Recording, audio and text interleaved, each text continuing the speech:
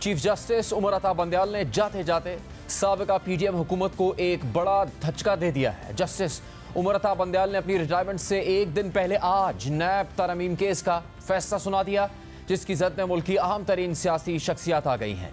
इस फैसले के बाद मुल्क की आला सियासी शख्सियात के वो तमाम नैब केसेस दोबारा खुल गए हैं जो नैब तरमीम 2022 के तहत या तो वापस हो गए थे या फिर दूसरी अदालतों को मुंतकिल हो गए थे। सुप्रीम कोर्ट के 3 रुकनी बेंच ने 5 सितंबर को 1 साल से ज्यादा अरसे और 50 से ज्यादा समातों के बाद नैब तरमीम केस का फैसला महफूज कर लिया था और चीफ जस्टिस ने कहा था कि वो अपनी रिटायरमेंट से पहले फैसला सुना देंगे और आज उन्होंने ऐसा ही किया। कल सुप्रीम कोर्ट में उनका आखिरी दिन है और आज उन्होंने 2-1 की अक्सरियत से नैब तरमीम केस का फैसला सुनाकर कई बड़े सियासतदानों को मुश्किल में डाल दिया है। अहम बात यह है कि चीफ जस्टिस उमर अता बंदयाल और जस्टिस एजाजुल एहसन के अक्सरियती फैसले से जस्टिस मंसूर अली शाह ने इख्तिलाफ किया है।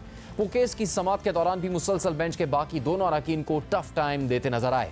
नैब तरमीम केस में चेयरमैन पीटीआई दरख्वास्त गुजार थे और दिलचस्प बात यह कि वो खुद भी 2 नैब केसेस का सामना कर रहे हैं जो इस वक्त इन्वेस्टिगेशन स्टेज पर हैं और आज के फैसले से खुद उनकी मुश्किलात भी बढ़ सकती हैं।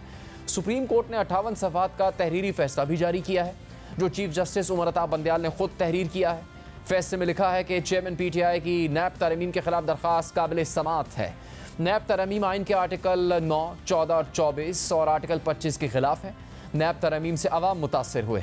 नैब तरमीम में 50 करोड़ रुपये की हद मुकर्रर करने की दफ़ा 3 कलदम करार दी जाती है। नैब तरमीम में अवामी ओहदेदारों को इस्तिस्ना देने की दफ़ा 2 कलदम करार दी जाती है। नैब तरमीम की दफ़ा 2 और 3 सर्विस ऑफ पाकिस्तान के अफराद तक बरकरार रखी जाती है।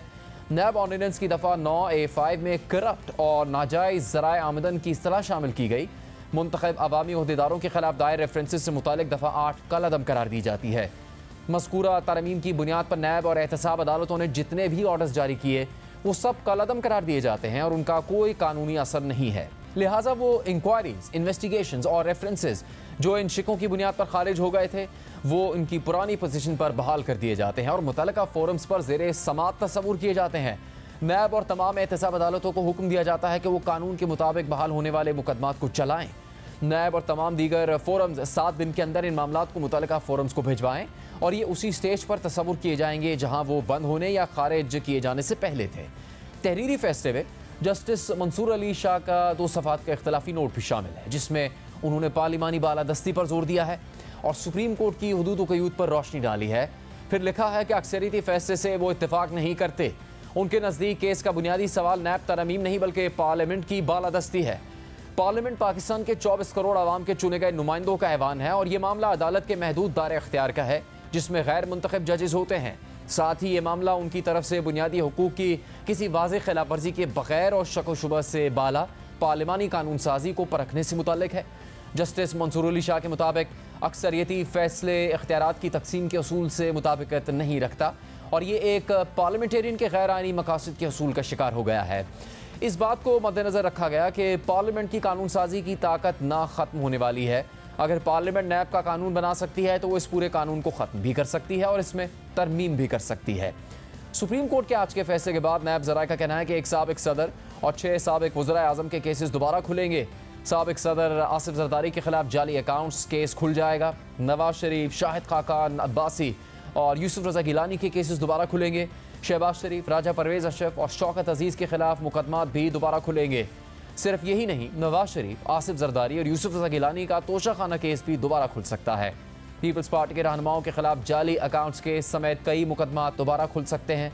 नून लीग के कई सीनियर रहनुमा जद में आ सकते हैं और इस फैसले के असरात खुद चेयरमैन पीटीआई के खिलाफ नैब में जारी तोशाखाना केस और 190 मिलियन पाउंड के केस में भी पड़ सकते हैं। आज के फैसले पर तनकीद करते हुए नून लीग के रहनुमा राना सनाउल्लाह ने कहा कि ये मुतनाज़ जजेस का फैसला है।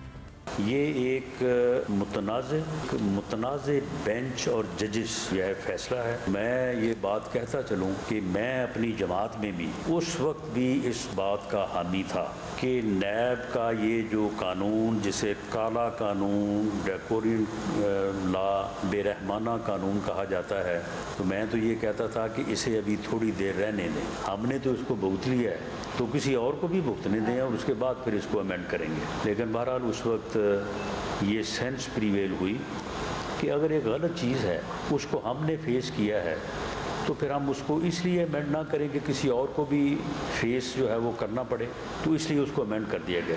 तो अब जो है वो कानून अपनी उसी शक्ल में, काली या जालमाना शक्ल में जो है वो बहाल हो गया है। PTI और इमरान खान साहब को मुबारक हो, अब वो इसको भुगतेंगे। पीपल्स पार्टी के चेयरमैन बिलावल भुट्टो जरदारी ने कोर कमेटी के इजलास के बाद मीडिया से बात करते हुए कहा कि सुप्रीम कोर्ट का आज का फैसला मुतवक्के था।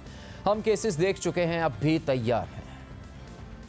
पाकिस्तान पीपल्स पार्टी के लिए नैब कोई नया चीज़ नहीं है। ये जो फैसला आया आज सुप्रीम कोर्ट की तरफ से एक्सपेक्टेड था। हमने तो केसेस देखे हैं, आज भी देखने के लिए तैयार है। पुराना कानून के तहत हो, नया कानून के तहत हो, वो तो हम उससे हमें कोई फ़र्क नहीं पड़ता।